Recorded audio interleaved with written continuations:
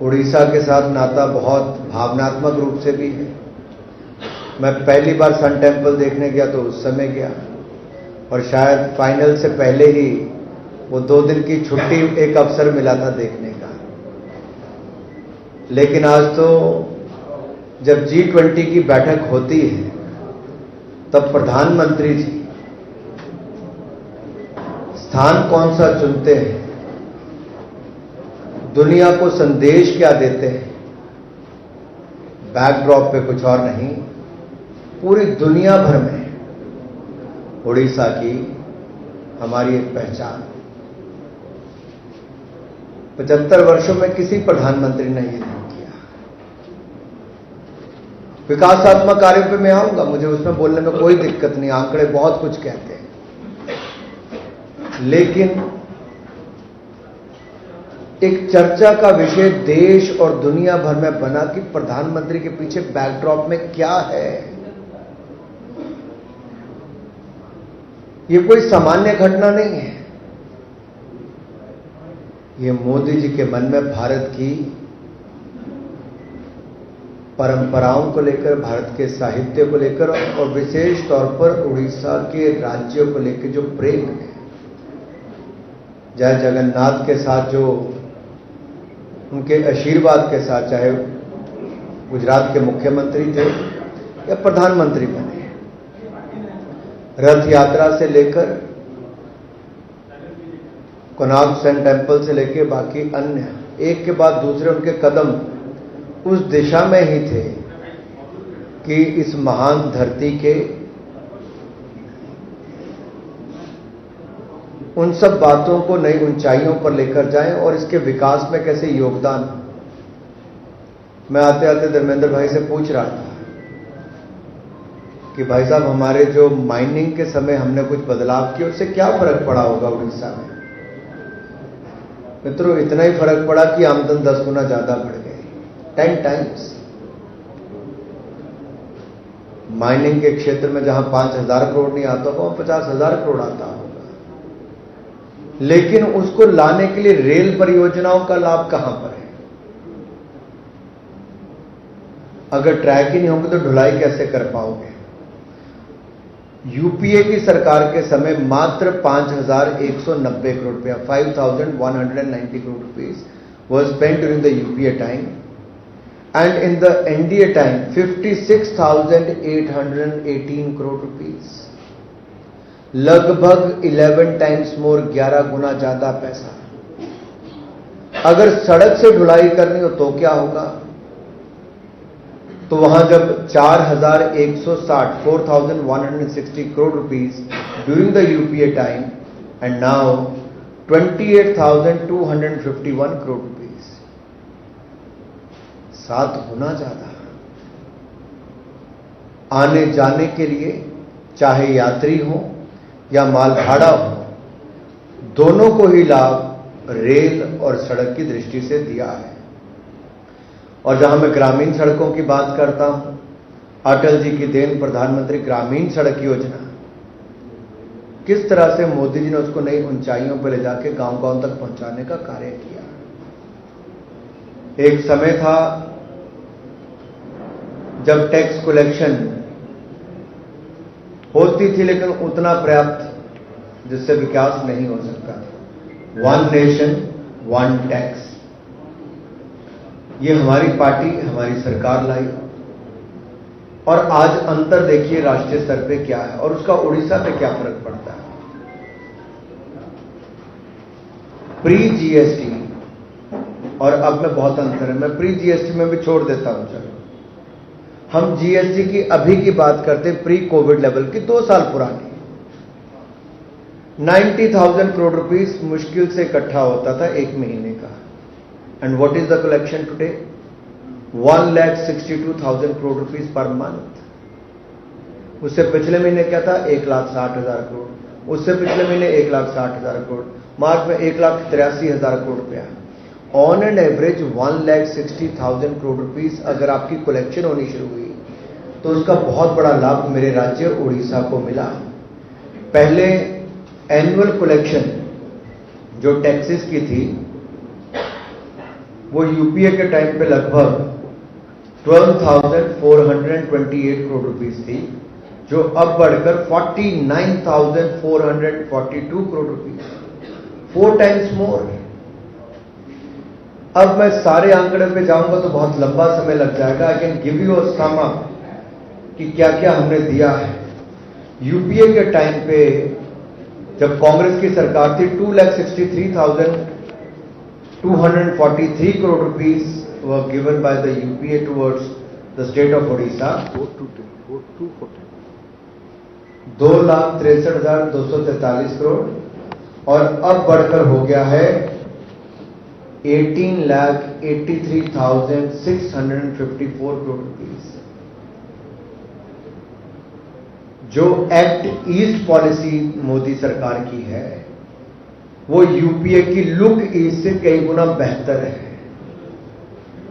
वो केवल देखने की बात करते थे, यहां एक्शन बोलता है मोदी का कि उड़ीसा के लिए और पूर्वोत्तर के लिए क्या किया है। और मैं एक निवेदन और करना चाहता हूं कि जो पोर्ट्स को स्ट्रेंथन करने के लिए हमारे एक्सपोर्ट्स की बात हो, ट्रेड की बात हो, उसको एक बल मिल रहा है, और इसका लाभ हमें भविष्य में कैसे मिलने वाला है, एक छोटा सा उदाहरण देता हूं। Well, G20 itself is a great success. अगर हम G20 की प्रेसिडेंसी की बात करें तो एक बंद हॉल में नहीं हुई वो। देश के सभी राज्य और यूनियन टेरिटरीज में 60 शहरों में 200 से ज्यादा मीटिंग हुई। आर्ट, कल्चर, ट्रेडिशन, इसको दुनिया भर को दिखाया गया। And world was amazed to look at the culture of India, the traditions of India. It's going to give boost to the tourism. और आप देखिए, केवल वही नहीं, भारत में निवेश को बहुत बल मिलने वाला है। रिकॉर्ड इन्वेस्टमेंट्स हमारी कोविड के समय भी आई, लेकिन अब ये जो इकोनॉमिक कॉरिडोर का रूपरेखा मोदी जी ने रखी है, इससे मेरे उड़ीसा को भी फर्क पड़ने वाला है, क्योंकि ये भारत से होकर अरब वर्ल्ड से होता हुआ ये यूरोप तक जाने वाला है। कितने देशों से सीधा हमारा ट्रेड बढ़ेगा। आने वाले समय में 40 to 50% ग्रोथ ट्रेड की हो सकती है। जैसे एक जमाने में सिल्क रूट होता था, अगले 1000 साल के लिए एक नया ट्रेड रूट इकोनॉमिक कॉरिडोर के रूप में नरेंद्र मोदी जी ने रखा है, और दुनिया ने उसको माना है। धर्मेंद्र भाई सबसे लंबे समय तक रहने वाले पेट्रोलियम मंत्री हैं। बहुत सारे कदम इनके समय उठाए गए, जो प्रधानमंत्री मोदी जी की सोच थी वो धरातल पर उतारने का काम। जब मैं आज जाता हूं देश भर में, और जब मैं युवा मोर्चा के अध्यक्ष के नाते जाता था, तो क्या अंतर है। उस समय मैं आपको छोटा सा अंतर इसलिए बता रहा हूं क्योंकि कई बार समय बीतता है, पता नहीं चलता। मैं सुबह उस समय भी ट्रेन लेता था या गाड़ी से चलते थे, तो देश भर में सड़क के किनारे, ट्रेन की पटरियों पर खुले में शौच करते लोग खेतों के किनारे पटरी पे मिलते होंगे। आज 12 करोड़ टॉयलेट बनाकर महिलाओं के जीवन में एक बहुत बड़ा बदलाव आया। महिलाओं की, बच्चों की मृत्यु भी कम हुई, गंदगी भी कम फैली, स्वास्थ्य लाभ भी हुआ, एक निर्णय के कारण। दूसरा, लकड़ी लेने के लिए, मैं पहाड़ी राज्य से आता हूं, हिमाचल प्रदेश से। लकड़ी लेने के लिए कई घंटे समय लगता था, पानी लेने के लिए कई समय लगता था, खुले में शौच करने के लिए दूर जाना पड़ता था। आज लकड़ी नहीं, जो मोदी जी की सरकार में धर्मेंद्र भाई ने 9 करोड़ 60 लाख बहनों को रसोई गैस के सिलेंडर मुफ्त में कनेक्शन दिलाए, और कुल मिलाकर 18.5 करोड़ कनेक्शन मात्र 9 सालों में दिए हैं, जबकि 70 साल में 14 करोड़ कनेक्शन थे। यह दिखाता है भारत सरकार का काम करने का तरीका। उससे फर्क यह पड़ा कि महिलाओं के स्वास्थ्य लाभ भी हुआ। अब जब उड़ीसा की बात करते हैं तो यहां पर किसी भी सेक्टर की आप बात करें, केंद्र सरकार की ओर से कोई कमी नहीं छोड़ी गई। मेरा केवल एक अनुरोध राज्य की सरकार से रहेगा, क्योंकि इंप्लीमेंटेशन की जिम्मेदारी राज्य की सरकारों की आती है, और हम आशा करते हैं और निवेदन भी करता हूं, I would like to request the state government कि ये जो हमारा जल जीवन मिशन है, इससे महिलाओं के जीवन में एक बहुत बड़ा बदलाव आ सकता है। पानी लेने के लिए दूर नहीं जाना पड़ेगा, घर तक आएगा। बेहतर और जल्दी इंप्लीमेंटेशन होगी तो हमें बहुत लाभ मिल सकता है। कल मैं देख रहा था पश्चिम बंगाल का, वहां पे उस राज्य में क्या हुआ, आवास योजना के जो पक्के मकान मिलने थे गरीब आदमी को, वो जो 58 लाख नई रिक्वेस्ट दी आवास प्लस योजना में, उसमें बंगाल वालों ने 17 लाख वो दे दिए जो 2 स्टोरी बिल्डिंग के मालिक हैं, 3 स्टोरी बिल्डिंग के मालिक हैं। जब ऑब्जेक्शन किया गया तब वो 17 लाख मकान निकाले गए। 20,000 करोड़ रुपया वैसे ही खा लेती पश्चिम बंगाल की सरकार के अंतर्गत, कोई भी नीचे वाले लोग उसको खा जाते हैं। तो मेरा कहने का मतलब यहां पर है कि कोई भी योजना केंद्र सरकार की है वो गरीबों के कल्याण के लिए है, और गरीबों के कल्याण में महिला कल्याण सबसे आगे मोदी जी का दिखा है। शौचालय, रसोई गैस का सिलेंडर, पक्का मकान, जल जीवन मिशन, स्वास्थ्य लाभ, ये सारे महिला कल्याण, और साथ ही में अब महिला नेतृत्व विकास, from women empowerment to women led empowerment by passing the Nari Shakti Vandan bill. Modi government has delivered 33% reservation to the women in the parliament and in the assemblies, and I am sure we are going to see a large representation in the coming years from across the country in the parliament and in the Vidhan Sabhas. I would like to end here and take your questions. कल मैं देख रहा था पश्चिम बंगाल का, वहां पे उस राज्य में क्या हुआ, आवास योजना के जो पक्के मकान मिलने थे गरीब आदमी को, वो जो 58 लाख नई रिक्वेस्ट दी आवास प्लस योजना में, उसमें बंगाल वालों ने 17 लाख वो दे दिए जो 2 स्टोरी बिल्डिंग के मालिक हैं, 3 स्टोरी बिल्डिंग के मालिक हैं। जब ऑब्जेक्शन किया गया तब वो 17 लाख मकान निकाले गए। 20,000 करोड़ रुपया वैसे ही खा लेती पश्चिम बंगाल की सरकार के अंतर्गत, कोई भी नीचे वाले लोग उसको खा जाते हैं। तो मेरा कहने का मतलब यहां पर है कि कोई भी योजना केंद्र सरकार की है वो गरीबों के कल्याण के लिए है, और गरीबों के कल्याण में महिला कल्याण सबसे आगे मोदी जी का दिखा है। शौचालय, रसोई गैस का सिलेंडर, पक्का मकान, जल जीवन मिशन, स्वास्थ्य लाभ, ये सारे महिला कल्याण, और साथ ही में अब महिला नेतृत्व विकास, from women empowerment to women led empowerment by passing the Nari Shakti Vandan Bill. Modi government has delivered 33% reservation to the women in the parliament and in the assemblies, and I am sure we are going to see a large representation in the coming years from across the country in the parliament and in the Vidhan Sabhas. बहुत अच्छा सवाल है आपका, और मैं सबकी जानकारी के लिए बताता हूं। जैसे मान लीजिए पश्चिम बंगाल का आपने उदाहरण दिया। अब पश्चिम बंगाल में मनरेगा योजना के अंतर्गत Mahatma Gandhi national rural employment guarantee scheme, इसके अंतर्गत जो भारत सरकार के द्वारा पैसा दिया गया उसमें कोई कमी नहीं है, और जो कितने में 5-6 खाते नेशनल रूरल लाइवलीहुड मिशन से लेकर प्रधानमंत्री आवास योजना, ये 4-5 चीजों पर पश्चिम बंगाल की सरकार ने विषय उठाया। हमने आंकड़े देकर बताया कि यूपीए की सरकार के समय 50,000 करोड़ मिला था, हमारी सरकार के समय 2 लाख करोड़ से ज्यादा मिला है, और कई योजनाओं में तो 16 गुना ज्यादा, कई जगह 8 गुना ज्यादा, 8 टाइम्स, 16 टाइम्स, 12 टाइम्स ज्यादा ऐसे पैसे मिले। अब सेक्शन 27 को क्यों वहां पे वो किया गया मनरेगा के अंतर्गत, एमजी नरेगा के अंतर्गत पश्चिम बंगाल में? क्योंकि देखिए कई कार्य ऐसे किए गए, जैसे फेंसिंग करनी है, अलाउड नहीं है, वो कर दी। आपको एम्बैंकमेंट करनी है जो बगैर अनुमति के आपने कर दिया, और मिट्टी के रेत की बोरियां भरी वहां पे पाई गई। आपने एक बड़े काम को छोटे टुकड़ों में बांट दिया जो आपको वैसे अलाउड नहीं था। जहां सड़कें पहले बनी थी, पॉन्ड पहले बने थे, उनको दिखा दिया कि नए बने और पैसा गोल हो गया। तब केंद्र की सरकार की जो टीम गई, उन्होंने एक नोटिस दिया उनको, और उसके ऊपर एक्शन टेकन रिपोर्ट देने के लिए कहा। पश्चिम बंगाल की सरकार ने एक्शन टेकन रिपोर्ट तो कुछ नहीं, लेकिन एक वापस जवाब दिया कि इस पे ये करना चाहिए, तो भारत सरकार ने फिर लिखा कि ये करना, कहना नहीं, करना चाहिए और दंडात्मक कार्रवाई कीजिए, पीनल एक्शन लीजिए।